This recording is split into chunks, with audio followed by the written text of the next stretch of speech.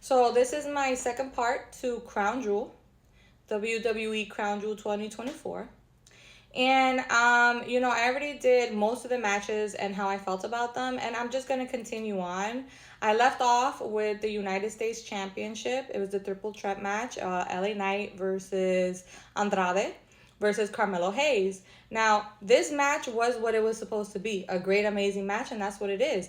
We had a bit of storyline coming in here, especially with Carmelo and Andrade. They've been on this 7-match series where it's like 3-3 now, 3 wins for Andrade and 3 wins for Carmelo.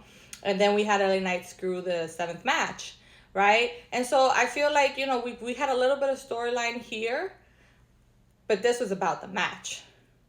And the match was great. And in the beginning, of course, Carmelo and Andrade were going to go after each other. But then they went after LA Knight. And it was just a combination. And what I liked is, though, even though, yes, of course, you got 1 versus 1 match, you still had a very creative way of having this match have all 3 participants in it.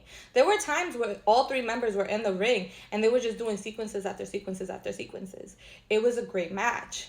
And it ended with LA Knight hitting both Carmelo and Andrade with his finisher and then pinning Carmelo. So, good match. I think LA Knight is the right man to win. I really do. He still has a lot of hype. Sorry about the noise. Right? And then we had Cody versus Gunther. This was, to me, a normal WWE main event. Don't get me wrong. That doesn't mean it was bad. It just, it could have been greater. It could have had a great story behind it.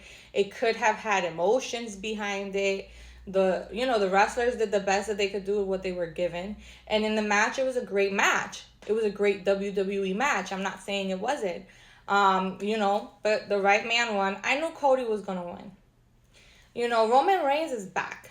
And you cannot give Cody any L's. Like, he cannot get any losses because that's how intimidating Roman is. Like, you can't have no L's if you're going to go against Roman. And eventually Cody is going to have to go against Roman again.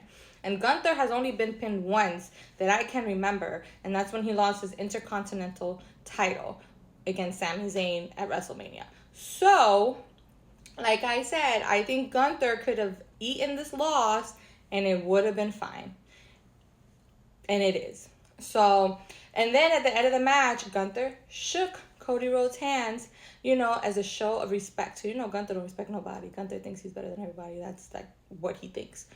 But he shook his hand. And so, overall, I think that this pay-per-view, PLE, it was a good WWE PLE, but I'm glad it's over.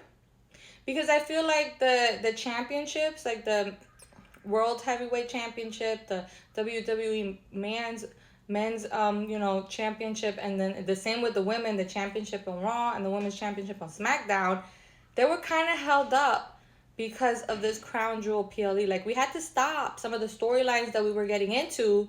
And yeah, we kind of try to mix it in and there, here and there where we can. But we had to kind of pause it a little bit just so that we can do this PLE.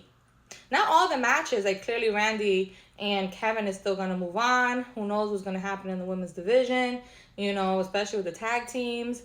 But at the end of the day, it was a good wrestling event. I was entertained and I enjoyed most of the matches were great. Like I said, I didn't think any of them were bad. But I'm glad that we can move on to the storylines that we were having before. And that hopefully we get new challengers. For the championships. But enjoyed the event.